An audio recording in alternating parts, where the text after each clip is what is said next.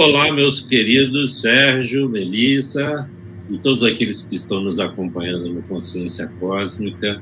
Mais uma live com o nosso querido Sérgio aí. E eu vou estar aqui já para Melissa fazer as honras da casa. Ok, muito obrigada, Marco. Uma boa tarde, boa noite a todos que nos acompanham aqui ao vivo. E é com grande satisfação que hoje nós trazemos, então, o Sérgio Seixas. E eu gostaria de falar um pouquinho sobre ele, então, que mora no Rio de Janeiro, trabalha com astrologia, medicina tradicional chinesa, arte, também estudioso de outra história da humanidade, e ele que também é um dos coordenadores do grupo Terra de Judá. E hoje ele está aqui especialmente nos trazendo o tema como acessar a chave dessa nossa prisão existencial. Então, acho que é um tema bem interessante para ser explorado hoje, né? E acredito que estejam todos ansiosos e animados, então, para receber essas informações valiosíssimas que o Sérgio, então, tem para nos trazer hoje. Muito bem-vindo, Sérgio, é uma honra tê-lo aqui conosco.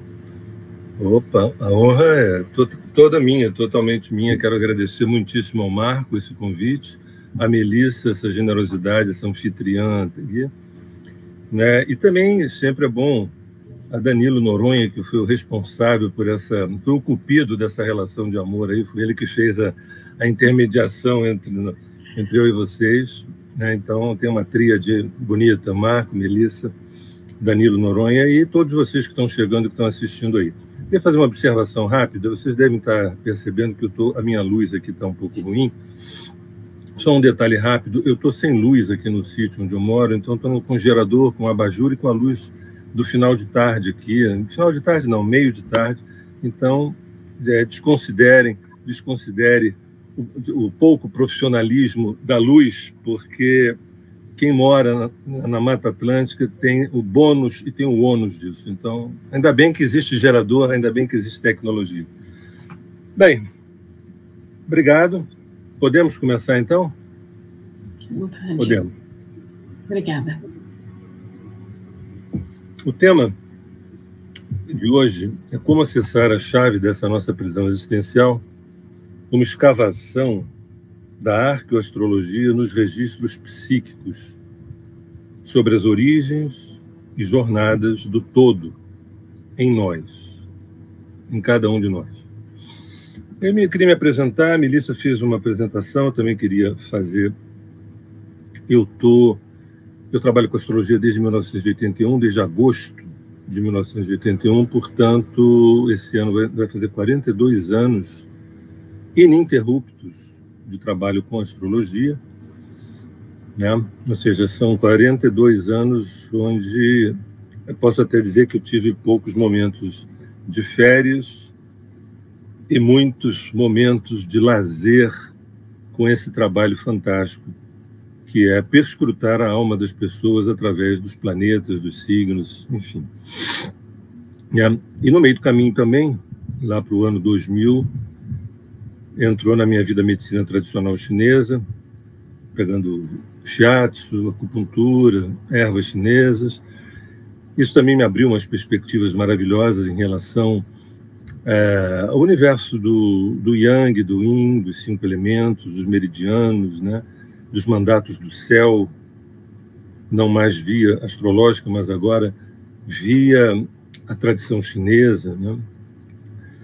Mas ao longo desse processo, se não me engano, em 95, eu sem perceber, eu comecei a pesquisar sobre uma outra história da humanidade. Eu não sabia que eu estava pesquisando. Foi quando caiu na minha frente um vídeo do Graham Hancock, Em Busca de Civilizações Perdidas, e eu e minha mulher, Lígia Franklin, começamos a ver assim, despretensiosamente. Isso em 1995.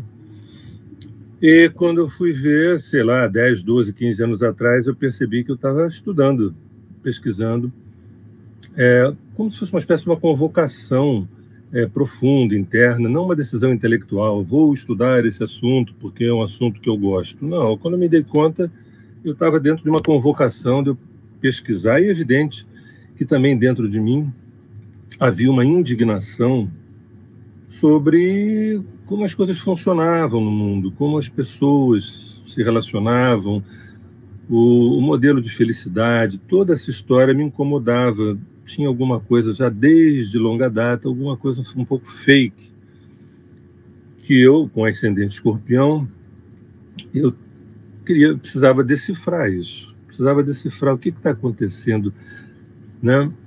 É fácil ver uma pessoa triste, é fácil que eu me refiro ao seguinte, está estampado, né? Mas quando a pessoa está alegre, se diz feliz, e não é nada disso, né?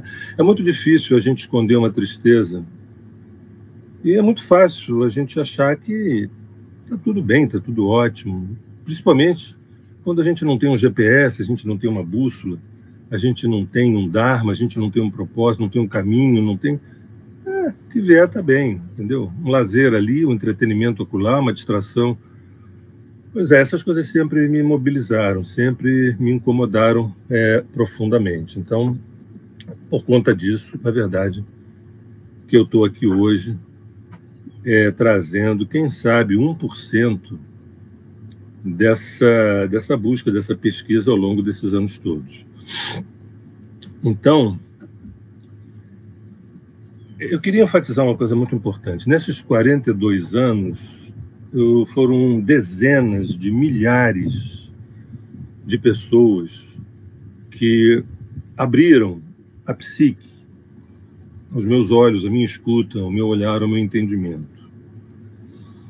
É muito importante que eu comece por aí, porque evidentemente que essa pesquisa que eu faço, ela implica em livros, implica em internet, implica em intuição, né? Implica uma série de expedientes. Inclusive, ao longo desses anos, eu fui percebendo que existiam 11 maneiras de se acessar estranhas verdades, né? Que na verdade, às vezes a gente pensa que essa verdade é acessada quando a ciência bate o martelo. A ciência bate o martelo, pronto, então isso é verdade. Não, e definitivamente não. Ciência é tudo de bom, mas até a terceira página, a partir da quarta, tem muito mistério pela frente. Então, ao longo desse tempo, eu percebi que tinham 11 maneiras de se acessar estranhas verdades, como também descobri que uma narrativa... Eu percebi que haviam 7 peles do discurso, 7 camadas de uma narrativa, de um fato que aconteceu, e eu começo a narrar, e eu poderia ver isso, pelo menos, de 7 maneiras diferentes. Mas a minha ênfase aqui é que é um privilégio, né? Você, desde 81, ou seja, 42 anos, trabalhando com intimidade, a psique de dezenas de milhares de pessoas, eu não sei quantas, 50 mil, 70 mil, 90 mil, eu não sei. Se vocês quiserem fazer os cálculos, um dia ainda vou fazer esse cálculo pegando as semanas, multiplicando pelos atendimentos, né? um cálculo aproximado. Isso não me qualifica a ser um astrólogo maravilhoso, fantástico, não, mas pelo menos me qualifica a perceber que eu estava exposto a algum nível de radiação. Eu estava exposto a algum tipo de radiação. A radiação que vinha sob forma da dor, né, da angústia, do desespero, de alguma alegria, alguma felicidade, porque sabe, quando se procura um astrólogo, não se procura porque está feliz, se procura porque tem alguma coisa que está fora do lugar. Então, essa radiação, eu fui exposto ao longo desses anos todos, né? E aí, lá pelas tantas, eu fui descobrindo que essa radiação psíquica, que não tem só a ver com as narrativas das pessoas sobre as suas neuroses, que não tem só a ver as narrativas das pessoas a respeito dos seus próprios problemas, é mais do que isso. Às vezes a pessoa está falando uma coisa que é a imagem que ela tem dela, mas não tem nada a ver com ela. Entende? Então, eu fui percebendo que esse contato direto com essa intimidade, com essa subjetividade, com a ânima, com o ânimos e com a alma das pessoas, eu estava acessando uma espécie de registros acásticos.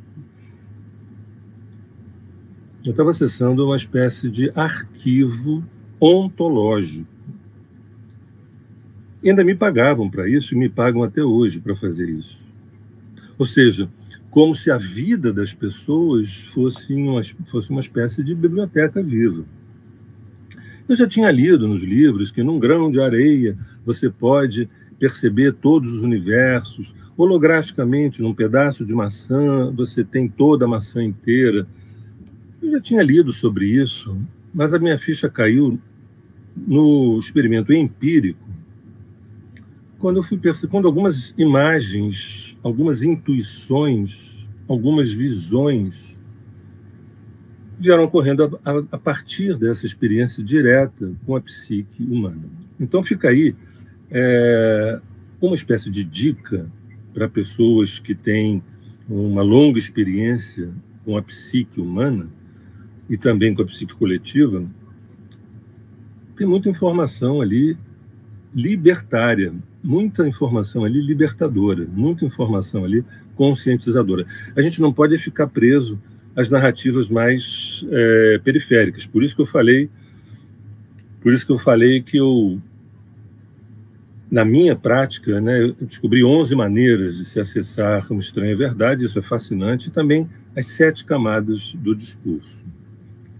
Bem, antes de começar, eu vou pedir assim, eu vou fazer aqui um silêncio de alguns poucos segundos. Vou pedir que vocês também, se puderem, onde quer que estejam, fechem os olhos, poucos segundos, antes da gente começar propriamente nos temas, tá?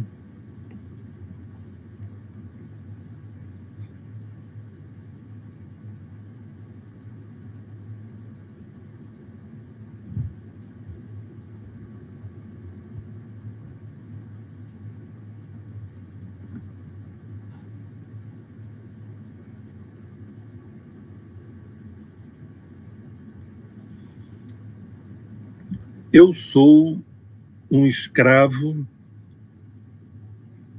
eu sou uma cobaia, eu sou um exocer,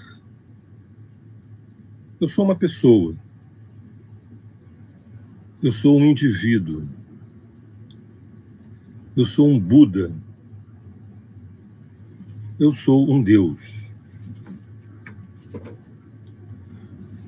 Bem, eu vou trazer aqui eu vou falar algumas coisas aqui que nós já sabemos. É importante a gente relembrar o que a gente já sabe.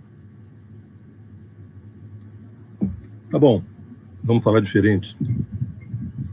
Eu vou relembrar aqui coisas que algumas pessoas já sabem e que se encontram na psique humana. Tá? Primeiro, que existe a fonte primordial. A fonte primordial. E essa fonte primordial, que muitas pessoas chamam de Deus, eu às vezes chamo, às vezes não chamo, é sinônimo, é a mesma coisa. O problema de chamar de Deus é que a gente sempre associa algum tipo de religião, e a fonte primordial tem nada a ver com religião, absolutamente nada. Por isso, raramente eu ligo a fonte a Deus, mas fonte primordial, que é a origem, né? E a sua evolução, a evolução da fonte primordial pela autocontemplação, através dos fractais de seu corpo chamado agora. Isso aí já dá um... Quer dizer que a fonte primordial, ela evolui, ela não é perfeita. Sim, ela é perfeita no seu processo de autoevolução, qual seja de autocontemplação, e ela contempla os seus desdobramentos, os seus fractais, os seus desdobramentos em experiências nos 4 cantos dos universos. Nessa história, as raças matriciais foram criadas. Talvez a gente possa dizer que existam 4 tipos de raças matrizes, e a partir daí milhões de raças estelares, de exoseres, mas 4, talvez a gente possa dizer isso. Raças que tenham como predominância a força da sobrevivência. Vocês imaginem as condições inóspitas dos universos. Você tinha que minimamente ter uma estrutura orgânica que pudesse suportar essas condições. Então, criar raças que possam sobreviver, criar raças também que tenham uma índole, um instinto de exploração, né? E como ponto focal, né? Exploração através da guerra, da luta, do embate, da força, da dominação. Se a gente vai encontrar pela internet os nomes dessas raças, algum delírio aqui, algum delírio ali, alguma coisa séria acolá. Raças fortes que sobrevivam, raças exploradoras que estão dentro. Percentuais dessas raças moram dentro da gente, possivelmente nos 96% do DNA dito lixo pela ciência. Também foram criadas uma raça matriz, são raças empáticas, são raças afetivas. Muitos associam também ao nascimento das raças mamíferas. Também raças que tenham como pulsão importante a consciência. A raça adâmica é uma delas. A busca da consciência, a busca do Dharma, a busca do caminho. Como também raças finalizadas. Essas raças finalizadas são aquelas que cumpriram a sua função. É importante a gente tomar isso como um parâmetro. As raças, elas têm um início, meio e fim, elas não ficam para sempre. Só que nosso parâmetro cronológico não dá para aferir a duração de uma raça. Mas uma raça, ela tem um dharma, uma missão, um projeto, um propósito, uma função. Ela cresce, se desenvolve e ela parte. A gente aqui fica muito afetado quando uma raça é extinta. Quando ela é extinta pela ignorância humana, ok, fiquemos indignados. Mas, sei lá, talvez mais de 90% ou 95%, isso é um chute, das raças que foram exterminadas não foram pela ação do homem, sim por uma ação natural. Assim como as raças de exoseres, que não existem mais, porque se finalizaram. Aliás, é para lá que a gente está indo. Para autofinalização, né? Dentro disso tudo, a gente tem as hierarquias. Nesses inúmeros universos, a gente tem várias hierarquias. Hierarquias de geneticistas, de construtores, de gestores, de militares, de médicos, de terapeutas. Não, mas peraí, Sérgio, peraí, vamos devagar. Você está dizendo que no espaço sideral tem médico? É isso que eu estou falando. Não precisa estar com estetoscópio, nem no CTI, nem de jaleco branco, não. Tá? Não precisa, não. Mas evidente que existem raças estelares que têm uma função terapêutica, uma função médica, uma função geneticista, construtor, isso é óbvio. Para que o corpo da fonte primordial possa prosseguir no seu processo de expansão, de autocontemplação e de evolução.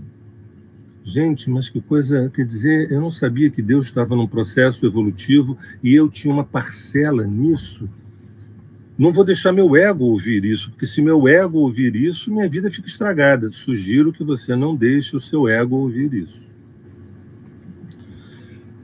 Inúmeros universos, a gente já sabe disso, talvez dezenas, centenas, talvez milhares de universos, talvez. Universos reais, universos virtuais, universos uns dentro dos outros, universos aparentes, universos visíveis, tangíveis, universos invisíveis. A gente não tem a condição de aferir se são centenas ou milhares de universos. Entendeu? Assim como galáxias, sistemas planetários, cidades orbitais, isso tudo a gente já sabe. E que também existe um jogo friccional de fricção, né, com os times de luz e os times de sombra, que são geradores de consciência.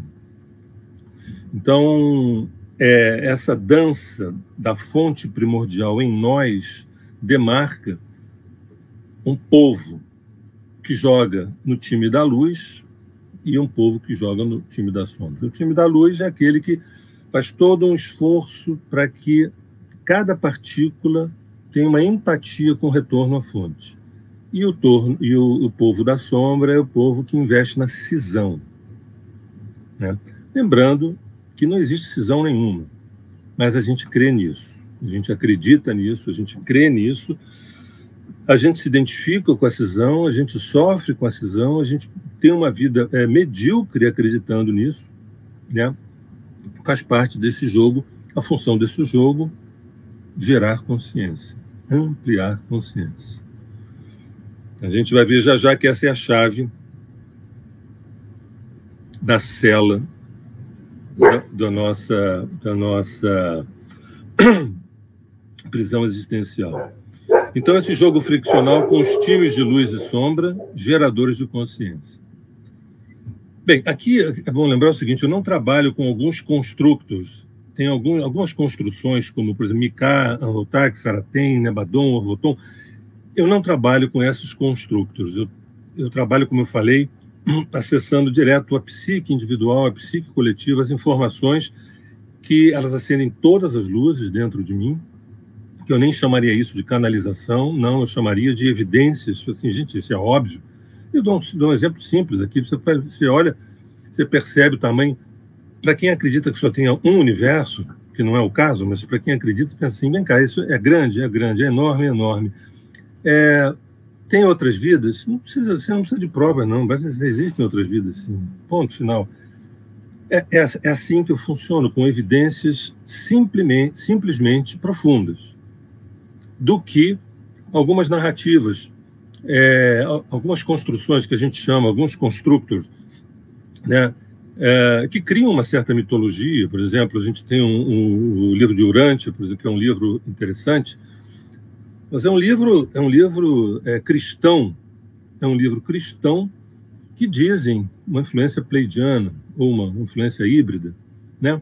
Então, isso tudo eu me interajo com muita cautela, porque é importante a gente ter uma liberdade para não ficar refém de narrativas de terceiros, tá? Nem tampouco refém da própria narrativa. Tudo que eu estou trazendo aqui hoje é fresco. Amanhã, se o Marco me convidar, talvez algumas coisas já mudem, porque eu estou continuando lendo a psique do João, da Maria e da coletividade. Esse é o livro. Como eu coloco aqui, não gosto de seguir nomeações e antropomorfizações de consciências, que muitas vezes são amorfas. A gente tem, eu não sei quantas consciências que não têm forma nenhuma. Quando a gente começa a antropomorfizar, projetar a ideia do homem numa consciência, a gente começa cada vez mais entrando profundamente na cela, nessa prisão existencial. Mas, ao mesmo tempo, trabalho com realidades como as tabuinhas de argila dos sumérios, né? Os Anunnakis, os sirianos, os pleidianos, os greys. Isso é meio óbvio. Sei da existência de bilhões de Cristos, sei da existência de bilhões de Budas ao longo de éons. Não me permito capturar um deles e ficar refém. A gente também já sabe de guerras lá em cima, exílios, traumas, amputações, flagelos, como também êxtases de unidade, êxtases de ser em profunda comunhão com a fonte. O que eu estou querendo falar, hein? Quando a gente nasce aqui, muitos de nós estamos vindo de guerras. Tem crianças que nascem desassossegadas. A gente vai encontrar respostas lendo a carta natal, focalizando em vidas passadas, ou anterior a vidas passadas. Não, peraí, Sérgio, só um minutinho. A carta natal você consegue ver vidas passadas e para anterior às vidas passadas, sim, sim. E olha, se a carta natal não puder falar isso, eu não sei o que ela vai poder falar. É da personalidade? Vai falar de quê? De que Áries é egoísta, de que Touro é apegado? Não, já foi essa época, já passamos por isso já. A gente não tem tempo muito a perder, a gente tem que focalizar naquilo que é essencial. Por que uma criança nasce angustiada, trauma? Tem crianças que têm terrores noturnos. De onde vem isso? Então, quando eu coloco, a gente já sabe que muitos de nós viemos de guerras, de exílios, de traumas, de amputações, flagelos, como também de êxtases de unidade. Êxtases de ser em profunda comunhão com a fonte primordial. Tudo em camadas abissais do nosso autoesquecimento, em camadas abissais da nossa psique. Bem, seres e realidades dimensionais, a gente também sabe disso, que existem várias dimensões, a gente não existe só 3D e 4D. Então, seres e realidades dimensionais, gradientes de dualidade, isso é muito importante. O nível evolutivo de uma raça ou de uma pessoa vai muito do gradiente, do espectro, né, de dualidade, de polarização de uma pessoa. Então, quando a gente olha até o Brasil, nesses últimos anos, a gente pode dizer, poxa, será que o Brasil está evoluindo? Porque a ideia de cisão e polarização é você estar voltando. Você pode até voltar para a Idade Média, mas você pode voltar para mais atrás ainda, bem mais atrás. Então, polarizou, regredi. Dualizou, regredi. Eu sou unidade. Cisão é uma invenção que colou. Cisão é uma invenção que colou. E a gente... E cisão dá muita grana também, entendeu? Unidade não dá. Cisão dá dinheiro, dá a indústria da cisão, na cultura, nas civilizações, na política, na sociedade, no mercado. Então, né, como diria o bêbado, viva a cisão. Mas não é para esse lugar que a gente está indo. A gente está indo para retornar a nossa memória ontológica de unidade. Então, a gente já sabe que esses mundos e universos paralelos, realidades ficcionais, agora, aí, nesse momento, eu não estou falando de free, mas estou falando de realidades ficcionais, realidades holográficas, a Terra como um laboratório, o planeta Terra como uma fazenda de alimentos, para terceiros, inclusive, a Terra como uma prisão, a Terra como uma escola, a Terra como um manicômio. Planetinha Terra, maravilhoso, verde, fantástico, incrível, um lugar perfeito. Que também é um laboratório, uma fazenda, uma prisão, uma escola e um manicômio. E que estamos aqui para evoluirmos na direção da unidade com a fonte, através da engenharia da consciência. Anotem que isso vai cair na prova. Engenharia da consciência. Engenharia da consciência que gere o homo sacro. Que gere o homo sacro. Apesar das religiões nos protegerem da experiência em Deus. Apesar das religiões impedirem a nossa relação direta com a fonte primordial. Então, o que estamos fazendo aqui? Produção de consciência. Essa produção de consciência, que as experiências que a gente vive, as fichas possam cair, a gente pode se tornar mais conscientes, e isso faz com que a gente ame mais e melhor. E quando a gente ama mais e melhor, a gente se torna um pouco mais em estado de unidade, de experiência de comunhão com a fonte. Agora, é bom lembrar sempre que há uma diferença de ter consciência, ser consciente e ser consciência. Tá? Ter consciência não é tão difícil, não.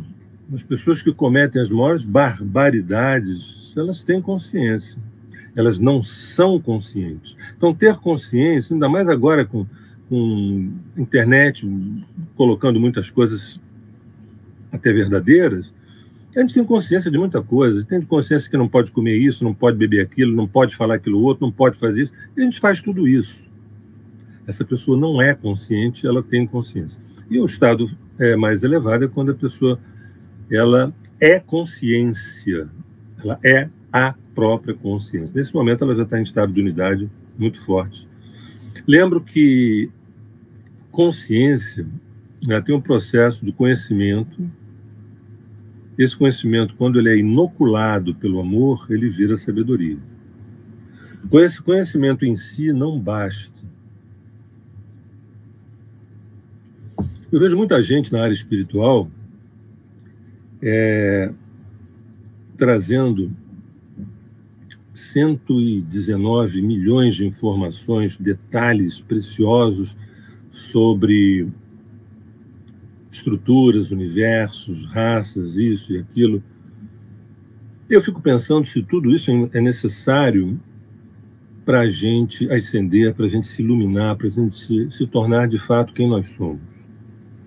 Eu acho que é muito interessante, é muito bom, é muito bacana quando a gente começa a perceber que a vida é mais complexa do que Papai do Céu, os anjinhos e o mal.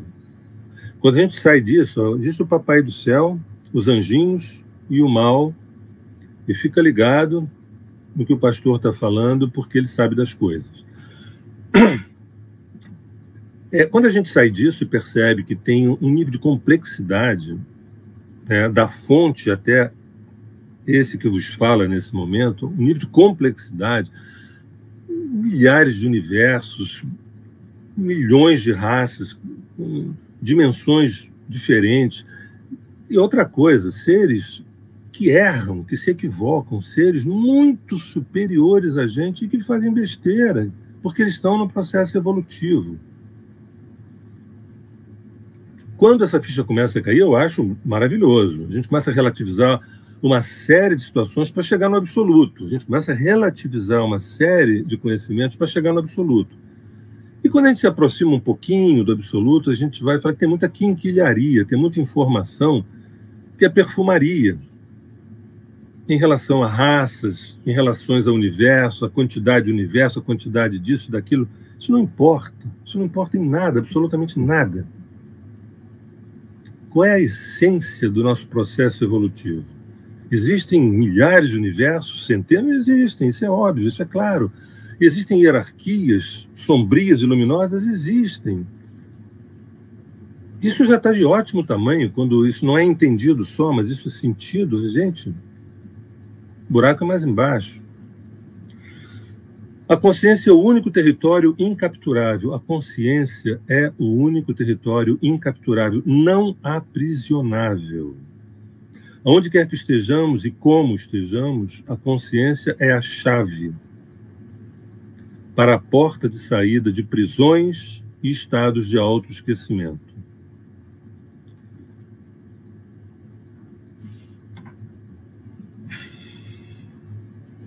Onde quer que estejamos e como estejamos, a consciência é a chave para a porta de saída de prisões e estados de autoesquecimento.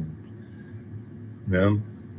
Então, tem muita gente que fica, a gente tem que sair daí, tem que sair da Terra, tem que sair da Terra, tem que pular fora, tem que sair dessa porcaria. Bobagem, bobagem, bobagem, bobagem. Eu diria o contrário. Você tem que entrar aqui e sair aqui.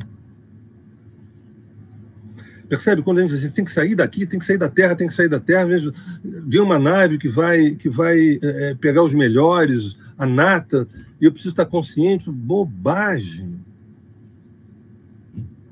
A gente tem que entrar aqui. E a gente tem que sair aqui. Não daqui. Isso não é da nossa esfera, não é da nossa instância, não é da nossa competência sair daqui.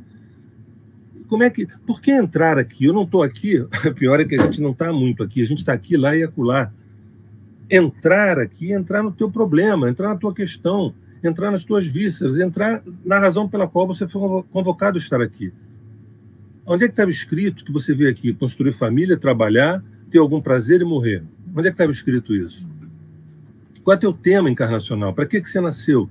O que o teu mapa astral fala sobre o teu Dharma? Sobre a tua trajetória lá atrás, essa que você vive agora. Então a gente tem que sair um pouco dessa angústia, porque dá a impressão de que o planeta Terra é uma coisa horrorosa. Ah, mas ele não falou que é prisão, que é laboratório? Também. Só que o planeta Terra é uma coisa maravilhosa. Aqui, hoje, vivem Budas e Cristos vivos, que não estão nas mídias sociais, não estão nem nas religiões. Esses entraram aqui e esses já saíram, embora estejam aqui. Se vocês prenderem uma pessoa com uma consciência muito alta, vocês não vão conseguir jamais prender essa pessoa, jamais escravizar alguém que tem uma consciência, porque ele está em todos os lugares. Você prende, sabe quando você prende a mão, você tem o resto do corpo? Então eu insisto, o que estamos fazendo aqui? Estamos aqui para nos autofinalizarmos, autorrealizarmos. Autofinalizar-se significa ir quitando as dívidas com si mesmo. Autofinalizar-se não significa nem morrer, nem tampouco, pronto, estou perfeito. Não. O verbo está no gerúndio. Ir quitando as dívidas com o si mesmo. Em linguagem junguiana, si mesmo significa self, ser que é, eu maior, Deus dentro, a fonte em cada um de nós. Então, ir quitando as dívidas com si mesmo, purgando, decantando os coágulos neuróticos que residem na psique. Os coágulos neuróticos que existem na psique. Ilhas, são ilhas subjetivas de resistência à unidade. Peraí, Sérgio, repete aí, deixa eu anotar esse troço aqui, que eu acho que a ficha está caindo. Repete aí. Te digo, seguinte, purgando, decantando os coágulos neuróticos que residem na psique, ou seja, esses coágulos são ilhas subjetivas de resistência à unidade, favorecendo a integração de conteúdos emocionais regressivos ao oceano psíquico. Quando a gente não tem consciência desse processo de autofinalização, estou aqui para me autofinalizar através da consciência, isso é a chave de saída da prisão existencial, que é a identificação com a cisão, prisão existencial, identificação com a cisão. Quando isso não acontece, a gente fica em estados emocionais regressivos e a gente sabe quando a gota ela retorna ao oceano, esse é o nosso Dharma, nós, gota, retornarmos ao oceano, sem precisar morrer, sem precisar simplesmente a gente como parte se relembrar e viver, ser todo. Na Terra de Rudá, a gente tem um conceito que é o estado díper, que é o estado de diferenciação e pertencimento. Né? Então você consegue a sua singularidade, a sua diferenciação em estado de pertencimento. Eu trouxe aqui alguns 7 estados que eu não vou me deter, mas acho importante friccionar esses 7 estados. O número 1 é o estado díper, que eu acabei de falar, que é um estado de iluminação, é um estado búdico. O outro é, a partir daí, um acesso à multidimensionalidade. A gente pode, onde quer que a gente esteja, a gente pode acessar outras dimensões significa acessar informações, conhecimentos, sabedorias que nos tornem cada vez mais amorosos, mais amor. O terceiro, a ascensão a estratos dimensionais mais elevados. A quarto, assumir-se o guerreiro da unidade. Você, num determinado momento, você assume o guardião, do protetor desse caminho de volta à unidade. Um quinto processo é diluir-se nos éteres do agora. Lembrando que também na Terra de Rudá nós temos um conceito de que a fonte primordial ela se manifesta no corpo do agora. Deus se manifesta no corpo físico do agora. Então, essa quinta etapa é diluir-se nos éteres do agora, ou seja, nas inúmeras dimensões sutis que habitam o agora, que não é tão somente aquilo que os olhos podem capturar.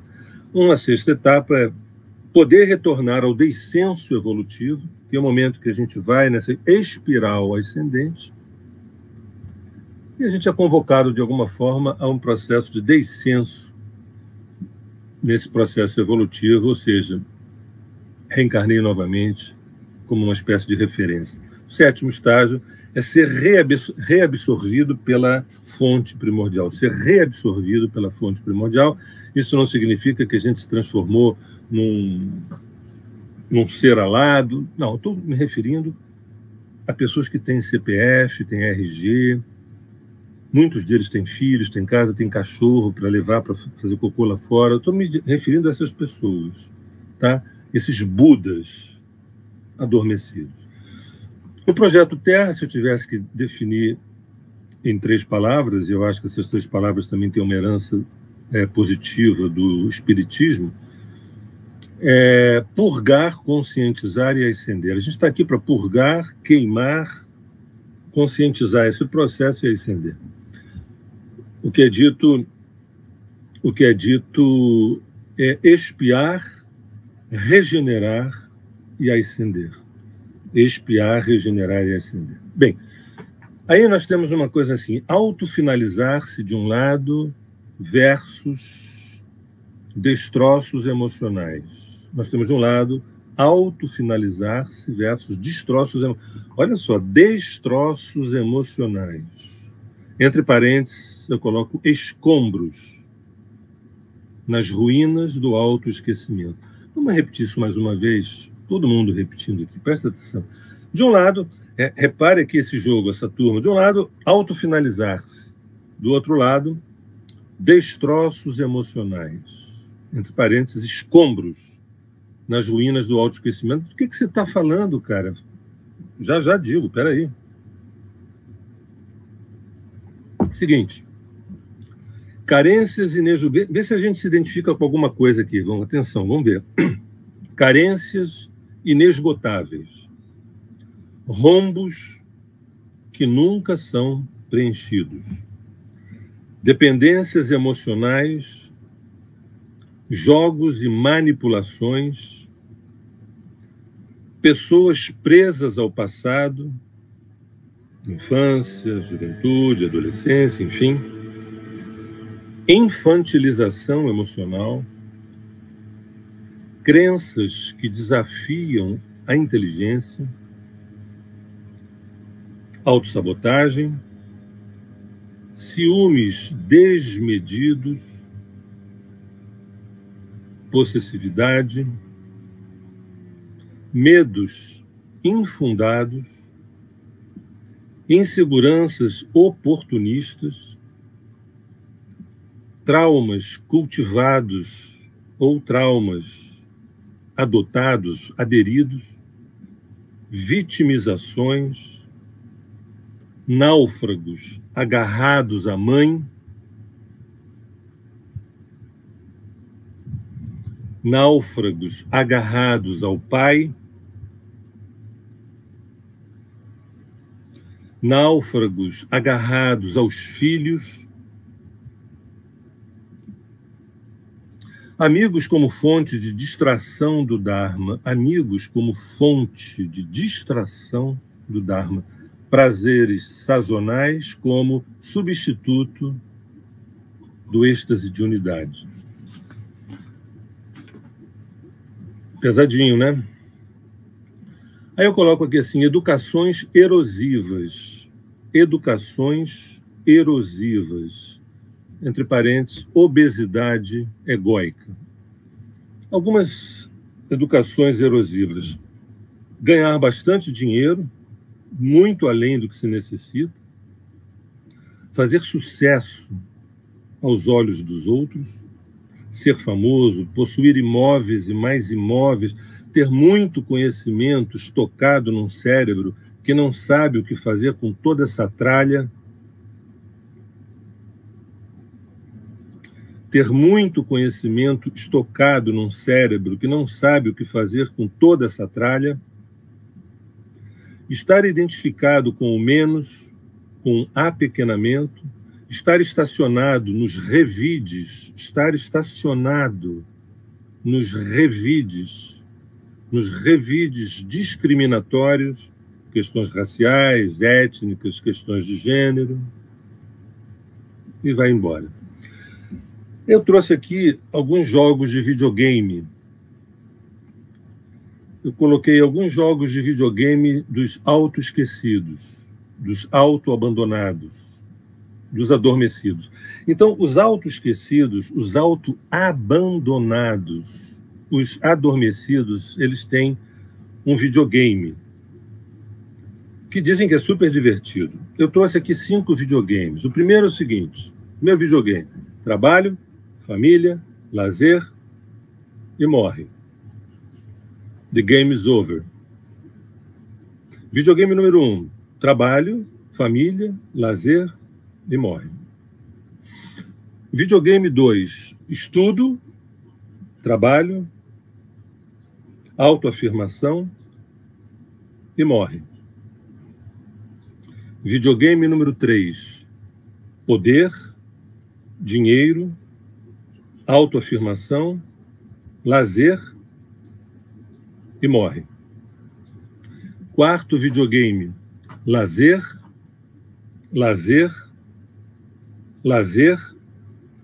zoação, geração esbórnia e morre.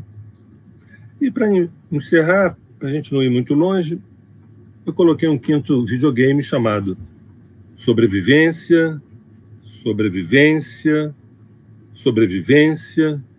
e, se possível, pelo amor de Deus, e se possível, algum lazer, algum prazer. E morre.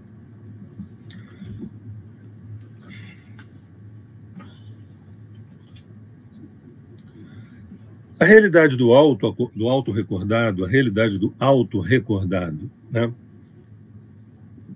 É consciência, quer dizer, trabalho cotidiano no Dharma, afetos obstetras, vou explicar isso, partilha em espiral ascendente, morre, cada vez mais imortal. Peraí. Isso aí é um outro videogame? Não chamemos de videogame. Vamos botar assim de realidade do autorrecordado. Consciência. Já entenderam que a chave para a gente sair da prisão não tem 2 chaves. Não adianta conhecimento, mas a gente vai enfiar esse troço aonde? A gente tem que ter a consciência. O conhecimento pode ser uma fonte tranquilamente de consciência, mas pode ser uma quinquilharia, uma perfumaria que não... Né? Se esse conhecimento ele não amplia a capacidade de amar, ele não traz consciência. Não adianta conhecimento se a gente se torna cada vez mais mesquinho, menor. Então, a realidade do autorrecordado é consciência. Trabalho cotidiano, o trabalho cotidiano com T maiúsculo, no Dharma, no propósito, no caminho, na lei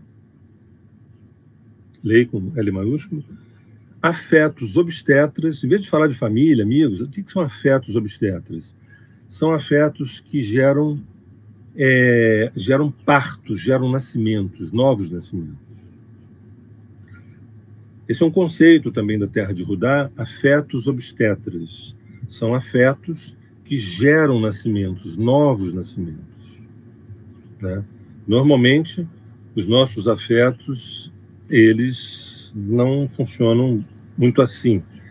Eles geram, via de regra, apego, né? E apego, estagnação, é outra metáfora também da palavra morte, né? Então, consciência, trabalho cotidiano no Dharma, fetos obstetras, isso gera a partilha em espiral ascendente, o ser que ele se partilha no mundo, vibrando nessa espiral ascendente, que é a relação direta com esse cordão umbilical em relação à fonte, e morre cada vez mais imortal. Bem, nós temos um projeto híbrido também, que talvez muitos de nós que estejam aqui, né, assistindo essa fala possam se identificar, que é o seguinte: é um projeto híbrido. Trabalho, família, lazer, ok? Mais consciência. Trabalho cotidiano no Dharma, afetos obstetras, partilha em espiral ascendente. O que eu quero dizer? Metade da vida, até os 40 e tantos, 50, trabalho, família, lazer, estabilidade. No meio do caminho entra o processo de consciência, via de regra, por algum tranco de oitava. Esse é um outro conceito da Terra de Rudá, tranco de oitava. Muitas vezes, em torno dos 40, né? Ali quando tem Plutão quadrado Plutão, Netuno quadrado Netuno, Urano oposição Urano, a gente recebe um tranco de oitava e a gente vinha naquela roda de trabalho, família e lazer, alguma coisa acontece, a gente busca espiritualidade, então trabalhos no cotidiano, no Dharma, afetos obstetras e partilha em espiral ascendente. Por isso é tão comum a gente ter duas vidas numa só. Uma vida até a metade, que é de tentar se estabelecer, e a outra é de buscar alguma imortalidade, alguma relação direta com a fonte. É sempre bom lembrar que também possuímos hierarquias, nós possuímos hierarquias balizadoras. São hierarquias que também... A gente não está sozinho, não. A gente tem uma equipe que está com a gente. Todos os indivíduos, todas as pessoas, nós temos uma equipe trabalhando conosco. Essa equipe, não pensa que são pessoinhas, não são pessoinhas, não são consciências.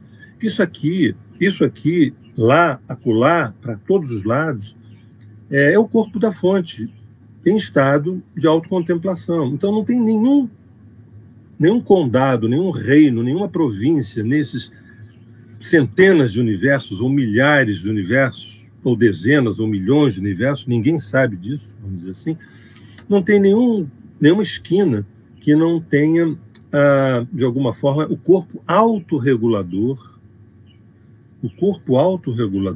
fazendo com que esse jogo de luz e sombra, essa fricção, vá produzindo mais consciência. Consciência é a ração da fonte primordial. O que o periquito come? O que o papagaio come? O que o chau-chau come? O que a fonte primordial come? Consciência. Ela se alimenta de consciência. E é para isso que nós estamos aqui. Para alimentar quem nos alimenta. Então, hierarquias balizadoras mais o grande corpo autorregulador, quer dizer, o agora, isso é um outro conceito da Terra de Rudá também, o agora é um ralo devolutor. Isso, se vocês anotarem, isso não vai cair na prova, mas o agora é um ralo devolutor. Imagina o buraco negro que suga. O agora é um buraco negro que suga. É um ralo devolutor, mas devolutor de quê? De você a você mesmo. O agora, em todos os lugares, não só do sistema solar, mas de todos os lugares, o agora é um ralo que sempre te empurra na tua direção. Esse é o projeto da fonte para nós. O agora é o corpo da fonte que nos estressa friccionalmente. O agora é o corpo da fonte primordial que nos estressa friccionalmente, na tentativa de nos finalizarmos vencendo a cisão, ou seja, integrando a cisão ficcional criada pela sombra e em singularidade e em diferenciação vivermos em pertencimento com a unidade, com a fonte. Eis aí o estado DIP. Bem, é necessário falarmos da psique humana. Somos muitos em um nosso DNA. Há de se ter um ego maduro para fazer a gestão de tamanhas informações paradoxais para sustentar a usina de afetos que mora em nosso inconsciente. É necessário falarmos da psique humana. Nós somos muitos no nosso DNA.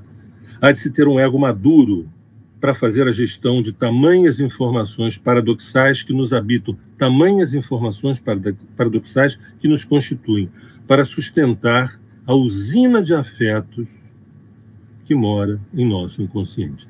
E nesse momento eu trago a arqueoastrologia e vou fazer de uma maneira muito sintética, que eu já falei aos 4 cantos sobre esse sistema que eu e Lígia Franklin criamos e estamos em processo constante de evolução, que é um sistema de 5 abordagens astrológicas. Eu serei muito breve. A arqueoastrologia surge de uma indignação de perceber que depois de 6.000, 8.000 anos de civilização, a gente está perdido. O pessoal está perdido, batendo cabeça, está procurando um GPS, sabe Deus aonde, está procurando uma bússola, sabe Deus aonde. E nós temos todo o conhecimento necessário para a gente saber quem somos e para onde estamos indo. Nós temos, já há muito tempo, todo o conhecimento. E quando eu me pauto apenas na astrologia, eu digo assim, olha, se você quiser usar só astrologia, você tem tudo na tua frente para se encontrar e se autorrealizar. Se quiser também trazer outros conhecimentos, todos são muito bem-vindos. Mas se você quiser fazer digamos, uma homeopatia unicista, pegar somente a astrologia, é muita coisa. Astrologia é muita coisa. Porque a astrologia prevê o futuro. Não, gente, eu me identifiquei muito porque eu sou muito disperso, eu tenho a lua em Gêmeos. Gente, não... Olha a hora, olha, o tempo está passando, a gente ainda está na questão da personalidade. A astrologia, a arqueoastrologia é uma cartografia multidimensional, através dela que a gente pode acessar holograficamente, eu diria, quer dizer, aquela história do fragmento da maçã, que tem toda a maçã. No mapa astral do João, tem todos os Joões para trás e anteriores à própria encarnação. Então, é um sistema de 5 abordagens. A primeira abordagem é a astrologia natal. Tudo está em cima do mesmo mapa natal, da mesma carta natal. Não são vários mapas, não, é o mesmo mapa. A astrologia natal responde a pergunta, escuta, vem cá, quem sou eu? Já estava de bom tamanho, podia parar por aí. Mas não, nós estamos em busca de um GPS que, coloque a gente no prumo. Segunda etapa da arqueoastrologia, a astrologia kármica. Da onde eu estou vindo? De onde eu estou vindo? Terceira camada da arqueoastrologia, astrologia dármica. Essa é a astrologia que, atualmente, nos últimos 4, 5 anos para cá, as pessoas têm mais pedido. A astrologia dármica. Para onde eu estou indo, ou para onde eu deveria estar indo. Não em termos de previsão de futuro, não. Em termos de dharma, de lei, de caminho, com céu maiúsculo. Quarta etapa, exoastrologia. Que raças estelares fazem parte do meu DNA? Então, peraí, Sérgio, dá um tempo aí, Sérgio. Só faltava essa. Você está dizendo que dentro da astrologia, você pode, dentro do mapa natal, do meu mapa natal, que eu dou o dia, mês, ano, local e horário de nascimento, você vai dizer, vai suspeitar, pelo menos, que dentro de mim existem alguns fragmentos, alguns percentuais de raças estelares. É isso que eu estou falando. Você acha que o quê? A tua genética é papai, mamãe, vovô, titia, vovó? Isso é só o começo da brincadeira, porque, na verdade, você tem um traço europeu. O teu traço europeu foi ontem. O teu traço asiático foi ontem. O teu traço africano foi ontem. E anteontem? E antes dos Sapiens? E antes dos Anunnaki? Escuta, a gente não veio aqui para brincar, não. A gente veio aqui para se divertir, mas não para brincar. O que eu quero dizer é o seguinte, se divertir com amor, se divertir com a consciência, mas não acreditar em Papai Noel. Então, a quarta etapa é exoastrologia. Você pega a carta natal e procura responder, às vezes de uma maneira simbólica, outras vezes nem tanto, que raças estelares fazem parte do meu DNA. E a quinta etapa é um instante criador. É um nome lindíssimo que nós demos para um conjunto de técnicas que é trânsitos, direção simbólica, progressão secundária, revolução solar.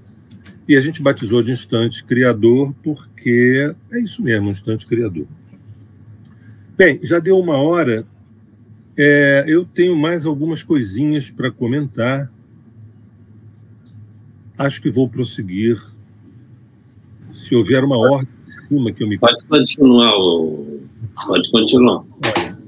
Entendeu? Escutaram a voz de Deus? Quando a gente ouve a voz de Deus vindo de cima, dizendo assim, pode continuar, a gente obedece.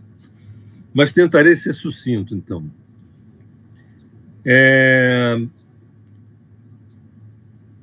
Seguinte. Bem, falando assim, a astrologia ela tem 4 quadrantes, esses 4 quadrantes já dão muita informação sobre... O que eu estou falando agora? De um viés da arqueoastrologia, que é esse diálogo entre a astrologia e o que saiu dela, a arqueoastrologia. A astrologia é a mãe dessa arqueoastrologia, né? A astrologia tem um quaternio, que são os 4 quadrantes astrológicos. Primeiro quadrante, casa 1, 2, 3. Segundo quadrante, casa 4, 5, 6. Terceiro quadrante, 7, 8, 9. E o quarto quadrante, 10, 11, 12. O primeiro quadrante tem temas muito focados como sobrevivência e autoafirmação. Então, se eu vejo planetas ali pessoais e tudo mais, provavelmente o enfoque durante um bom tempo deve ser em sobrevivência e autoafirmação. O segundo quadrante na carta natal tem a ver com empatia, afeto e trabalho. Vamos ver se temos algumas dominantes ali naquele setor. O terceiro quadrante é chamada a consciência, quer dizer, purgação, conhecimento, dharma. E o último quadrante, o quarto quadrante, 10, 11 e 12, as casas 10, 11 e 12, é a obra no mundo, a disponibilidade ao sacerdócio, ao pontífice, o não pertencimento a si, e sim a causa entusiasmada do projeto Terra, do projeto Vida. Quarto quadrante, a obra no mundo, a disponibilidade ao sacerdócio, ao pontífice que somos, o não pertencimento a si, e sim a causa entusiasmada do projeto Terra, a causa entusiasmada do projeto Vida. Conscientizar, decantar e ascender. Este é o quadrante da autofinalização. E aí, para trazer um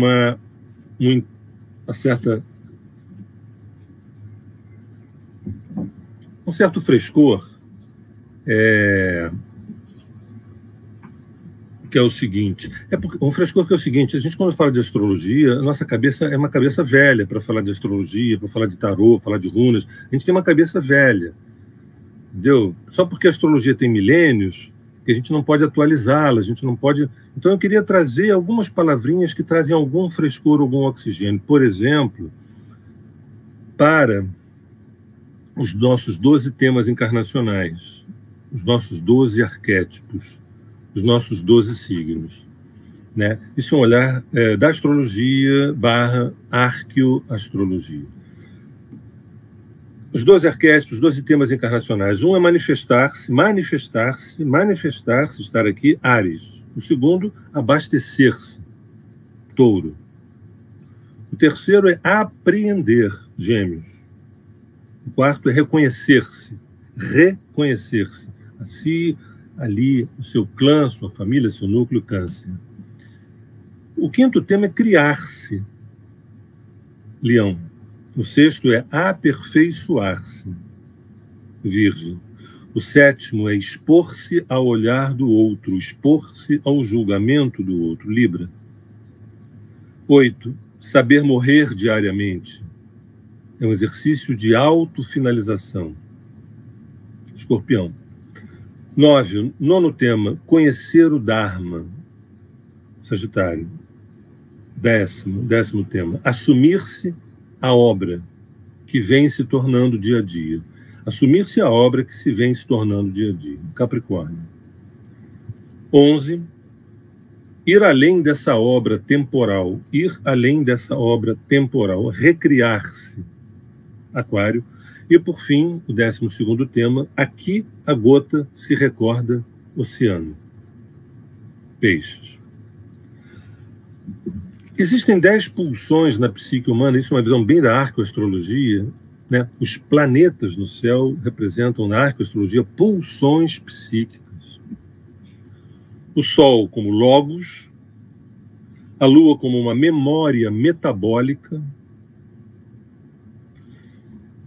O Mercúrio como função pensamento, Vênus como os femininos que existem in natura, Marte como os masculinos que existem in natura, Júpiter, a lei, com L maiúsculo, Saturno, a realização, com R maiúsculo, Urano, a transcendência, Netuno, a imanência e, por fim, Plutão, a desaparição na presença. Lembrando que essas 10 pulsões ainda estão em movimento, porque outras pulsões surgirão. Em outras palavras, outros planetas virão à tona. Isso significa que a gente vai estar acessando áreas da psique mais profundas e, por conta disso, nós vamos estar mais interessantes do que estamos hoje. E também nós temos as casas astrológicas, que são 12 assuntos. Casa 1, os corpos que nos habitam, as materialidades corpóreas que nos habitam. A casa 2, os nossos apetites.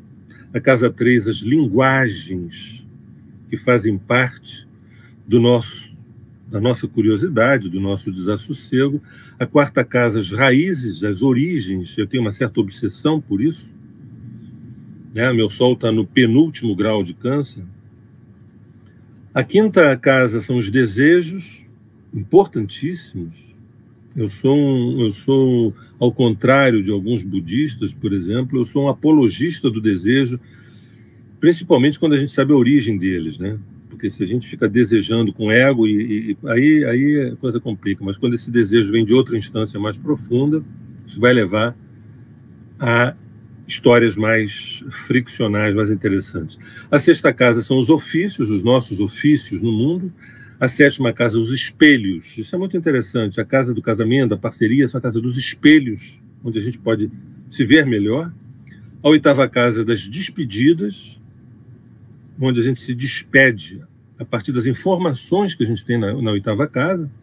A nona casa, agora os filósofos vão ficar um pouco em tremelique, porque eu coloco assim, a nona casa é a casa da verdade, da lei, da justiça, mas me interessa a verdade, que é a casa do Dharma também, verdade com V maiúsculo. Mas, Sérgio, só um minutinho.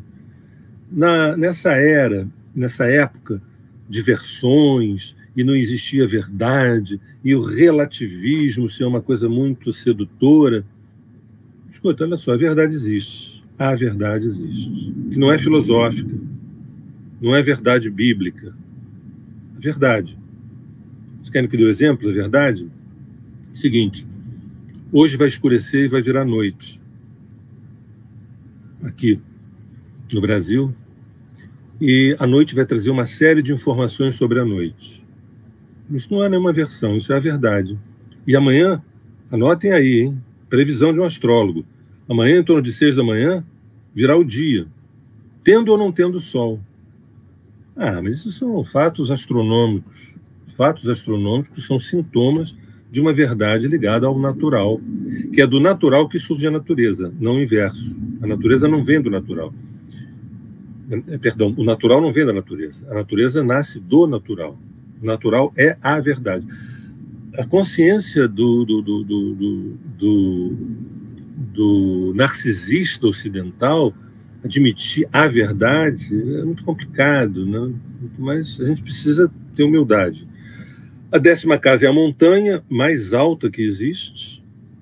As informações que eu vou ter na 10ª casa. A 11ª, planetas que estejam ali, siglas, vão falar sobre a qualidade do meu voo na vida, meu voo. E, por fim, a 12ª casa, enfim, o silêncio, o grande silêncio, o silêncio do retorno à casa. Estou terminando aqui minha fala para a gente poder bater um papo. Eu anoto aqui assim, nesta era da descompactação, isso é mais um conceito da Terra de Rudá, nesta era da descompactação identitária que surge em 2012 e é aprofundada em 2020, é muito importante a gente tomar pé desses conhecimentos para a gente ter um cérebro oxigenado para além das crenças, acessando diretamente os arquivos, os registros acásticos que existem na psique coletiva e na psique individual. Bem, trago, de uma maneira muito sucinta, 3 definições, uma para família, uma para trabalho, uma para amor, nessa era da descompactação. Nessa era da descompactação, família são laços menos sanguíneos e laços mais conscienciais. A definição de trabalho na era da descompactação é trabalho menos sobrevivência e mais dharma. E uma possível definição de amor na era da descompactação é o amor menos biombo, menos bunker afetivo e mais partners evolutivos.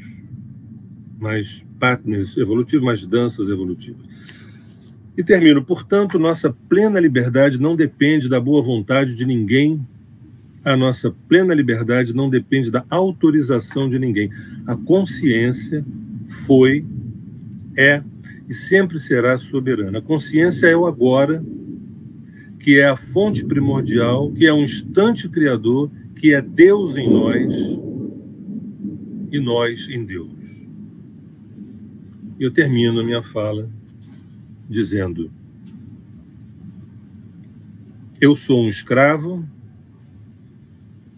eu sou uma cobaia,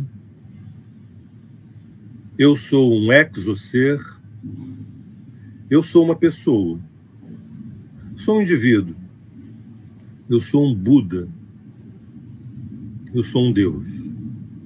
Obrigado.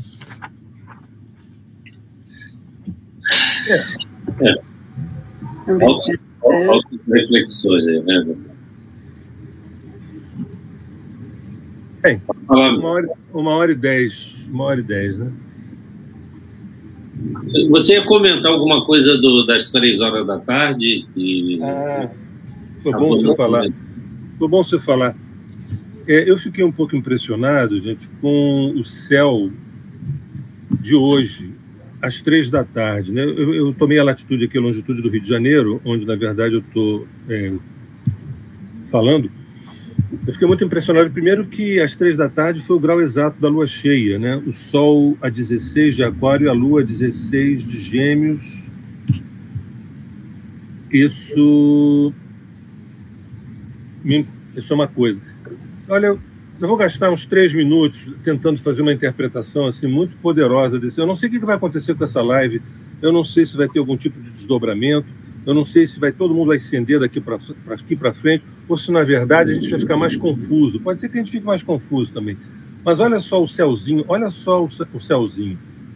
Para o dia 5 de fevereiro de 2023, às 15 horas. Né? Aquário com ascendente Gêmeos, Lua em Leão e meio do céu em Áries. Então, um resumo da ópera. Nós temos uma lua cheia em grau exato. Esse eixo Aquário-Leão é um eixo, cara, isso é fantástico. Esse eixo Aquário-Leão é um eixo ligado às eras de Leão e às eras de Aquário, onde aqui o planeta Terra foi bafejado por culturas, civilizações e consciências que vieram do alto. As eras de Leão e a de Aquário é quando tem um alinhamento fotônico entre a Terra, quer dizer, o Sistema Solar, Alcione e o centro da galáxia. Quando a gente fala da esfinge, nós temos da representação da esfinge os 4 apóstolos e, ao mesmo tempo, os 4 signos do zodíaco, que é a grande cruz, que é Leão, Aquário, Touro e Escorpião. Olha que coincidência, entre aspas. O Sol está em Aquário, a Lua está em Leão, o Sol está na casa de Escorpião e a Lua está na casa de Touro. Reuniu os quatro signos na cruz fixa, que é a cruz da criação. O meio do céu nosso é o grau 2 de Áries, o que significa estamos buscando a palavra eu. E o ascendente é Gêmeos. Então a gente conseguiu ter o seguinte: o eixo vertical é cardinal, Áries, Libra, o eixo horizontal é mutável, Gêmeos, Sagitário, e o eixo da Lua cheia é fixo. É uma coisa um pouco rara, sem falar que a gente está com Júpiter no meio do céu, Netuno lá em cima e Urano na casa 11. Resumo da ópera. Resumo da ópera. Independente de quem estivesse aqui falando, né, hoje teríamos esse céu, que é um céu ligado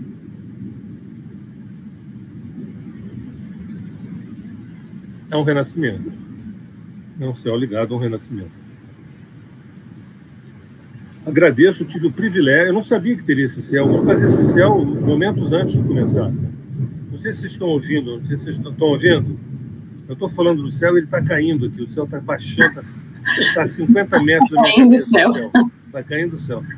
Então, eu não imaginei que fosse ter esse céu, eu me senti, assim, gratificado por ele, mas o futuro dirá o que isso significa. Vamos lá. Exato. O futuro muitas vezes traz as respostas, né?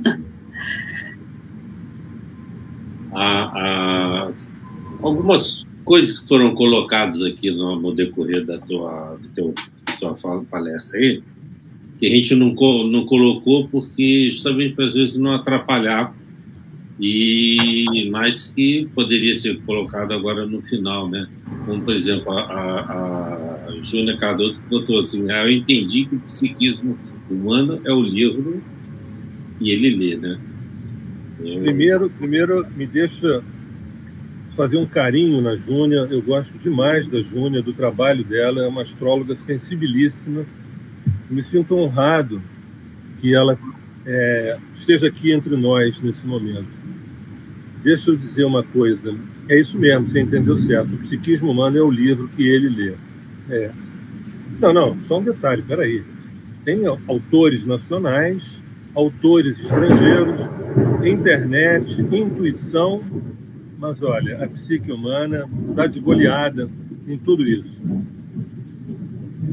A Lígia colocou lá, sim, o livro e os registros que existem na alma ou na psique de cada um e também de cada sepeletivo. Não sei se você explica isso daí para a gente. Coletivo. Acho que é coletivo, ela quer dizer. Sim, o livro são os registros que existem na alma ou psique de cada um e também de um coletivo. Ela está falando que eu coloquei. Às vezes a gente procura tão longe conhecimento, quando se fala assim, olha para dentro, no fundo, observa os livros sagrados que moram dentro da psique humana ou dentro da alma humana. Entende? Me incomoda um pouquinho, vocês já devem ter percebido que minha fala me incomoda um pouquinho. A gente dá muito poder a uma perfumaria espiritual que diverte o nosso intelecto. Mas o que é necessário mesmo é o processo de iluminação nosso, aqui. Né? Mas diga lá, alguém observou algo? A Merlequim foi. Os astros influenciam a mente, que uma hora Saturno explodir, então eu não vou ligar mais com minhas atitudes profissionais? Então seria um milagre? Às vezes eu não me sinto tão inteligente assim. Deixa eu ler de novo para ver se eu entendi. Os astros influenciam a mente. Se uma hora Saturno explodir, então eu não vou ligar mais com minhas atitudes profissionais? Então seria um milagre? Merlequim, se você puder, eu prefiro que você me ajude para eu poder te ajudar do que eu tentar inventar uma resposta. Faz de novo essa pergunta para ver se eu entendi.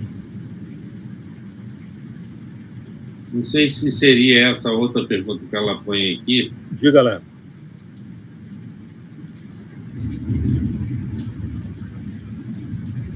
Agora sim. Sérgio, se eu quiser ir contra tudo que os astros falam em questão de inclinação profissional,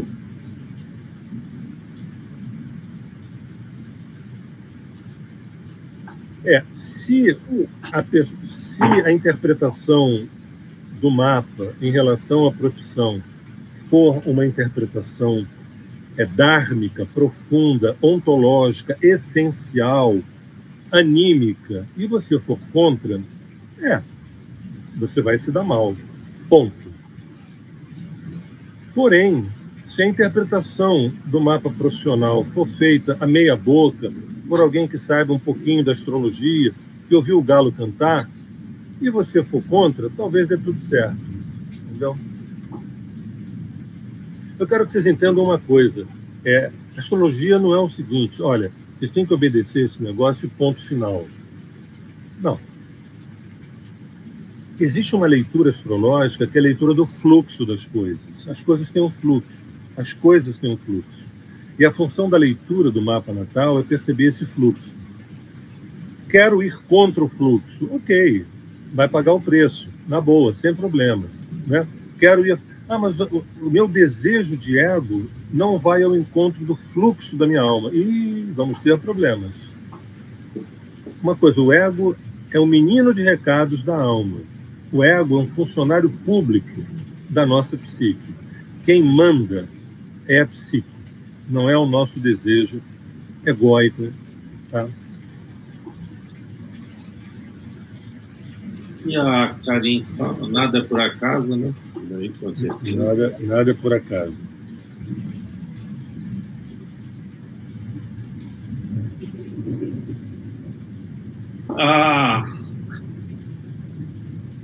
A Juscelia, ela disse com ele, saber das coisas celestiais pode me ajudar exatamente em quê? Eu sonhei com um dragão verde enorme que me cobria o corpo, derretia em mim. Acordei e vi a gelatina saindo pela janela. Aí tem duas questões muito, muito importantes. Saber das origens celestiais pode me ajudar exatamente em quê? Às vezes a gente pensa assim, né? Eu tenho um talento para piano porque minha avó era pianista e eu vi minha avó tocar quando era pequena. Ok, tá tudo certo, bacana, legal. Mas, de repente, você vai fazendo um mergulho na exoastrologia e você descobre que a música, que a tua avó é uma consequência de uma linhagem celeste ligada à música. Isso, além de ser extremamente poético, rico e fabular, é muito potente. A gente tirar, ou melhor, a gente ir além do poder dos nossos ancestrais, a gente considerar o poder dos nossos ancestrais, mas ir além dele, porque os nossos ancestrais vieram ontem. A astrologia, ela fala de ontem e anteontem. Então, quando a gente percebe que há uma inclinação estelar cósmica dentro do nosso DNA, eu quero tudo que eu tenho direito, gente. Eu quero saber de tudo a meu respeito. Você compra um terreno, alguém diz assim, o teu terreno tem água de nascente, tem petróleo. Estou nem aí para isso. Eu quero mesmo é plantar uma jabuticaba e comer. Tá bom, ok. Mas a tua fala, Juscelia, tem a segunda parte do sonho. Um aviso aos navegantes.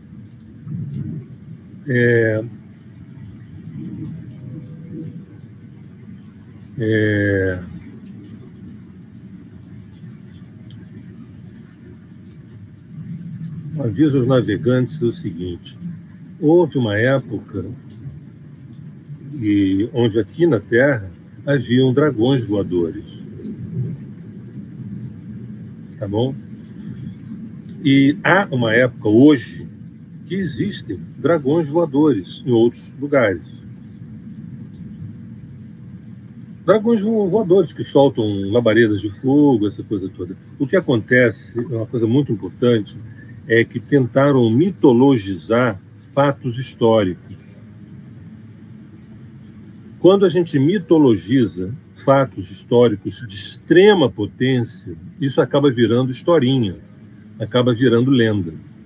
Você imagina se você chega a uma conclusão de que você tem dentro de você uma parte de um dragão verde. E se você estuda um pouco de medicina chinesa e percebe que dragão e verde tem a ver com fígado,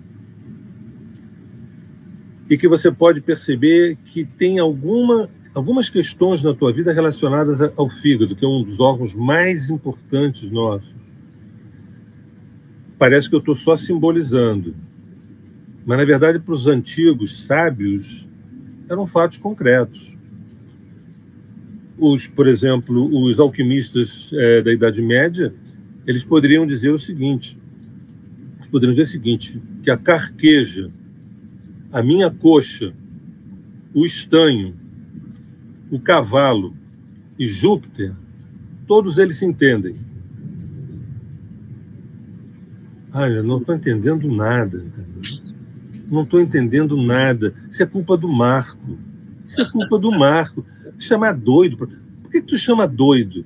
Dá para repetir isso? A carqueja. Vamos tirar a carqueja. Vamos falar do boldo. O boldo, a minha coxa, o estanho, o cavalo e Júpiter, isso para ser mais simples, todos falam a mesma língua. Escuta, quisera eu estar inventando isso. Infelizmente, eu não tenho essa genialidade. Isso foram as conclusões dos medievalistas, dos alquimistas. Ou seja, há uma reverberação molecular dessas. Então, dragão verde também está nessa linhagem do fígado aí para ser decifrada. Sérgio, a Júnia, ela pergunta aqui mais uma coisa aqui, é isso aí.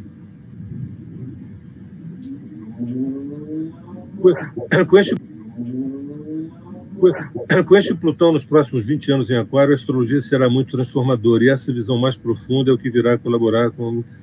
Jônia, está afirmando. Certíssimo, Jônia, certíssimo. Tem uma astrologia surgindo aí, que não é mais a astrologia, ou não é tão somente, né, a astrologia da personalidade. Entendeu? É isso aí, concordo contigo. Eu que te agradeço, Júnior.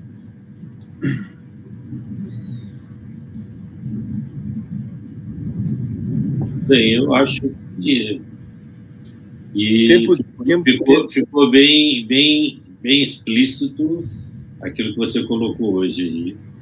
Embora entre chuvas trovoadas, né, que tem até uma nossa amiga aqui que botou aqui. Deixa eu ver. É porque tem muita coisa, infelizmente, que a gente fala para o pessoal é o seguinte, né? Se a gente for colocar tudo que tem, às vezes é complicado, né? Mas a Melequim tinha perguntado aqui como saber a linhagem cósmica. Então, como saber a linhagem cósmica, é isso? Ela tinha perguntado aqui. Então, através da leitura na arqueoastrologia, né? Ou seja, pegando aqui a quarta etapa, que é a exoastrologia, a gente pode suspeitar uma cadeia, uma corrente de experiências estelares que culminaram com você agora. Né? Lembrando, veja bem, eu não tenho vocação para show pirotécnico. Eu não tenho vocação para tirar coelho de cartola. Quando eu falo coisas, por exemplo, da exoastrologia, de raças estelares que habitam, eu estou tentando dar o máximo de materialidade à nossa imaginação. Estou tentando dar o máximo de materialidade à nossa subjetividade, porque a ciência não dá conta de nada disso. Se a gente ficar refém da ciência, a gente vai caminhar com 2 bolas de chumbo nos pés. Ciência é tudo de bom, ciência é tudo de bom. Como é tudo de bom os 3 primeiros capítulos de um livro de 500 páginas. Os três primeiros capítulos, os bons 3 primeiros capítulos, bem escritos, de um livro de 500 páginas, é muito lindo. Mas ainda tem mais 400 e tantas páginas, que se a gente for esperar a ciência, eu não tenho tempo. Eu não tenho tempo para esperar a ciência. Entendeu? Por isso que os meus livros têm só 200 páginas.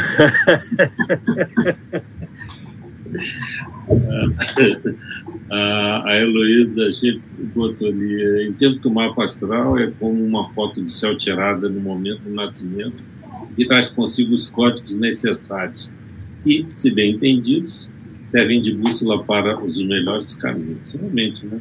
Heloísa, certíssimo. Certíssimo.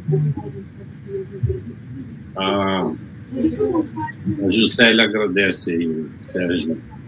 Obrigado, Juscelia. Juscelia é da casa. como é que diz? Ela é suspeita. Mas... Obrigado, Juscelia. Bel, contigo. Bom, eu gostaria de dizer que eu achei super interessante essa parte da exoastrologia, né? Porque para mim, digamos, acessar essa parte, né, da nossa família cósmica, ou de onde nós viemos, né, de uma forma fora desse planeta, da casinha aqui, eu achei super interessante, porque até então, da forma que eu conheço, né, que eu acesso a minha, dentro abrindo os meus registros akáshicos, né, mas eu nunca tinha ouvido falar dessa forma como da astrologia, então para mim foi uma parte super interessante, né, dessa tua palestra, Sérgio. Deixa eu só perguntar uma coisa que você falou que me lembrou o seguinte: se alguém perguntasse assim, mas se essa história de exoastrologia, de linhagem cósmica, de exoseres, de ETs dentro de mim, cara, você tem como comprovar isso, Sérgio? Graças a Deus, não. Eu não tenho como comprovar nada do que eu falo. Nada do que eu falo eu tenho como comprovar graças ao bom Deus. Entende? Mas então fica tudo... Sabe onde é que a gente dá a anuência? Quando acende ou não acende a luz interna. Quando a luz não acende, gente, tudo bem, vamos em frente. Quando a luz acende, vamos dar corda, porque vem mais informações interessantes sobre ela. Se eu for ter que provar a vocês de que um exocer, eu não dou conta disso. Então eu falo baseado nos arquétipos da astrologia e tudo que eu já estudei sobre raças estelares. E o que acontece quando eu faço isso? As pessoas começam a associar fatos do dia a dia com essa matriz cósmica. Do dia a dia é simplório, assim, por quê? Mas é evidente. O nosso dia a dia é cósmico. Entendeu? O nosso dia a dia todas as informações, né? Elas estiveram sempre aí, né? Exatamente. Como a gente tem uma passagem que eu acho que é super interessante, que fala assim, para quem tem olhos de ver e ouvidos de ouvir, as informações estão aí, né? Nós vamos juntando as pequenas peças, né? E formando a imagem maior, né? Eu acho que isso aí. Esse é o decodificar da vida, né? Gente, nós estamos a 1h32, eu acho que tá bom. Foi bem legal esse momento que o Sérgio nos concedeu aí, embora com muita trovoada, muita chuva, nós conseguimos pelo menos nos manter aqui ao vivo. E sem luz ainda, estamos sem luz aqui ainda. Sem luz, você está no gerador aí. No gerador. E um abajur aqui. É isso aí. Então, mesmo com as forças da natureza. Eu acho que é importante, porque a cada passo que nós vamos dando, a gente vai sedimentando algumas coisas, algumas informações, e aí a gente tem subsídio para poder fazer as nossas reflexões e entender esse mundo maluco aí, essa coisa toda que está acontecendo. Eu acho que no momento ainda mais pujante, e a gente está aí com um projeto esse ano de muitas lives, com pessoas novas, assuntos novos, com aqueles que já participaram outras vezes, estão voltando, e a gente ainda espera tê-los novamente aqui. Você falou do Danilo, e esse junho ou julho, ele vai estar fazendo aí também uma live com a gente. A gente vai estar intercalando em algumas dessas lives, algumas outras lives, onde a gente vai estar falando sobre assuntos mais, eu diria assim, assuntos que são mais discutidos, falados por aí, né? Então, tem muita gente que acompanha o Consciência Cósmica, que às vezes escreve para a gente, eu queria ouvir isso, o que você acha disso, o que você acha daquilo? Então, a gente está preparando uma aí, por exemplo, que a gente vai estar falando sobre esse momento que a gente vive, e toda... na realidade, o nome da live seria Cólera. Então, o que a gente está cultivando com essa cólera aí que é tão falada aí? Então, é uma série de coisas que a gente está preparando aí, a gente breve a gente vai estar trazendo mais informações. É um nome forte, eu gostei do nome, é forte o nome, né? Cólera, é forte. Não, porque muitas das vezes a gente acha que a cólera, né, ela é um negócio que você tem que prestar atenção. Eu lembro de um amigo que ela falou assim, quando você aponta o dedo para uma pessoa, você não esqueça que tem 3 apontando para você. Então, o que você joga para o universo, você acaba recebendo de volta. Então, você tem que ter muito cuidado nisso daí. Mas é isso daí. Mel, faça as honras da casa. Ok, muito obrigada, Marco, e muito obrigada especialmente ao Sérgio, que nos trouxe informações importantíssimas sobre a nossa compreensão como seres estelares, como seres que fazem parte não só desse aqui agora, desse universo que é imenso. E certamente sem o auxílio, né, dessa parte da astrologia e do conhecimento dos registros acásticos, enfim, de várias, né, ferramentas que nós utilizamos, mas também do autoconhecimento que acho que, né, a gente tem que praticar, nos trazem muitas respostas, muita compreensão sobre o que nós somos, por que nós estamos aqui, e quem sabe até umas dicas, né, para a gente dar aquele passinho para frente, né? Como aqui a gente vê no nosso mapa, às vezes uma compreensão do que seria melhor, até como foi mencionado aqui na questão da nossa carreira, né? Mas sempre o livre-arbítrio, que está aí para, né, para nos guiar. E eu acho que esse é o grande passo do crescimento, né? As ferramentas estão aí e o que nós fazemos delas, né? Como nós utilizamos a informação que é compartilhada conosco. Então, gratidão imensa, Sérgio, pelo teu tempo. Não sei se você tem mais alguma colocação. Eu queria agradecer, Mel, Marco, profundamente. Eu acho que o trabalho de vocês é um trabalho muito bonito, idôneo. A gente está precisando de trabalhos como o de vocês, trabalhos idôneos, trabalhos, sabe, simples, claros e profundos. É um trabalho simples, claro, profundo, sem muita prosopopeia, entendeu? Eu sou um admirador do trabalho de vocês e quero agradecer muito. E aqueles que também estiveram aqui conosco, e os que virão ainda, que ainda virão outros no YouTube, para poder assistir essa live. E espero que vocês possam acompanhar o MI Consciência Cósmica ao longo desse ano, porque vem muita coisa boa por aí, tem gente de peso aí. A live fica disponível lá no canal do m.i Consciência Cósmica, e qualquer um pode acessar e assistir quantas vezes. É muito interessante a gente colocar aqui, e às vezes acontecem coisas nas lives que a gente não observa quando ela é gravada. Aí o pessoal escreve para a gente, aconteceu um negócio lá no minuto não sei quanto tal. Aí a gente vai ver, aí depois a gente vai ter que questionar o palestrante, porque realmente tem um negócio... Deve ser os nossos amiguinhos, né, que estão por aí nas galáxias, que vêm nos acompanhar nas palestras. Acho que o movimento é mais que internacional, né? Está passando as barreiras planetárias, então tem o pessoal aí que vem de um pouquinho mais longe nos acompanhar aqui no MI Consciência Cósmica. E antes de nós encerrarmos, então, né, eu gostaria também de deixar um super convite para todos os nossos seguidores, para quem está ao vivo hoje, para quem vai estar, quem sabe, assistindo durante a semana ou nos próximos dias, que a nossa próxima palestra será no dia 26 de março, com o Rogério Cardoso, né, que é o Jambalelan, e o tema vai ser Fantasmas do Passado Mitológico. Então, também mais um super tema que temos aí para a próxima sessão do MI Consciência Cósmica. Você vai ter aí no meio dessa, antes do Jambalelan, a cólera.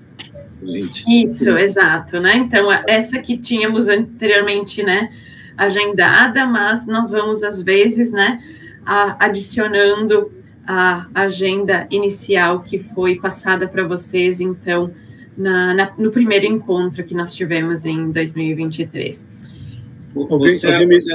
Seu canal aí. Então, o canal do YouTube é Sérgio Seixas e Lígia Franklin, né?